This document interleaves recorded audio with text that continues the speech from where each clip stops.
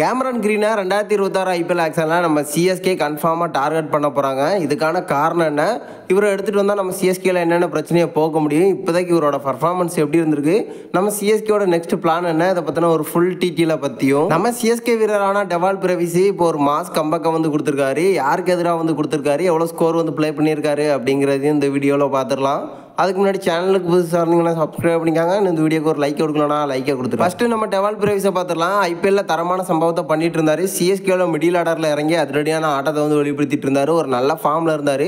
இப்போ ஐபிஎல்ல முடிச்ச கையோட T20 பிளாஸ்டாக வந்து விளையாண்டுட்டு இருக்காரு வெளிநாட்டில். இங்கேயும் ஒரு அதிரடியான ஆட்டத்தை வந்து வெளிப்படுத்தியிருக்காரு. 21 பாலுக்கு 51 ரன் வந்து அடிச்சிருக்காரு. அதிரடியான அரசதத்தை வந்து கடந்திருக்காரு. கிட்டத்தட்ட 32 பாலுக்கு 68 ரன் வந்து அடிச்சிருக்காரு நம்ம டெவால் பிரவிஸ்.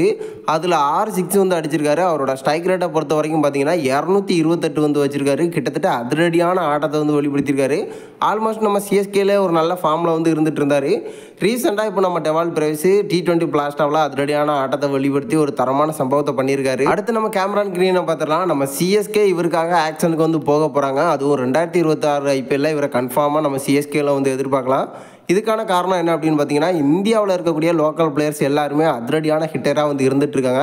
பட் வெளிநாட்டு வீரரை பொறுத்த வரைக்கும் நம்ம டெவால் பிரவிஸ் மட்டும் தான் இப்போதைக்கு சிறப்பாக வந்து செயல்பட்டுருக்காரு பேட்டிங்கில். ஸோ இப்போதைக்கு நம்ம சாம் கர்னாக இருக்கட்டும், ஜெமி ஓட்டனாக இருக்குது, எதிர்பார்த்த அளவுக்கு நம்ம சிஎஸ்கேல வந்து சிறப்பாக செயல்படலை. ஸோ அந்த இடத்துல ஒரு அதிரடியான ஹிட்டர் வந்து தேவைப்படுதாரு, ஒரு தரமான ஆல்ரவுண்டர் வந்து தேவைப்படுறதுனால நம்ம சிஎஸ்கே இவருக்காக ஆக்ஷனுக்கு வந்து போக போகிறாங்க. இவரை எடுத்துகிட்டு வந்தால் மிடில் ஆர்டரில் தரமான சம்பவத்தை பண்ண முடியும்.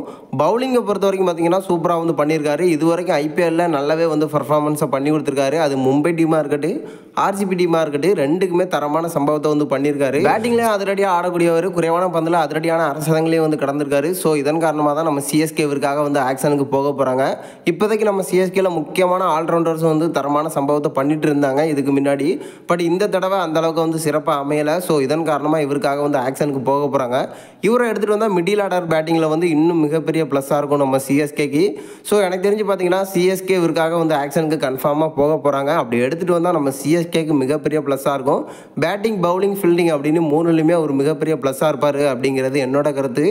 நீங்கள் என்ன நினைக்கிறீங்க? கேமரான் கிரீனா 2026 ஐபிஎல்ல நம்ம சிஎஸ்கேல வந்து எதிர்பார்க்கலாமா? நம்ம டெவால் பிரவிஸோட ஒரு அதிரடியான கம்பேக்காக இருக்கட்டும். இதை பற்றின கருத்தாக மறக்காமல் நம்மளோட கமெண்ட் பாக்ஸில் தெரிவிச்சிருங்க.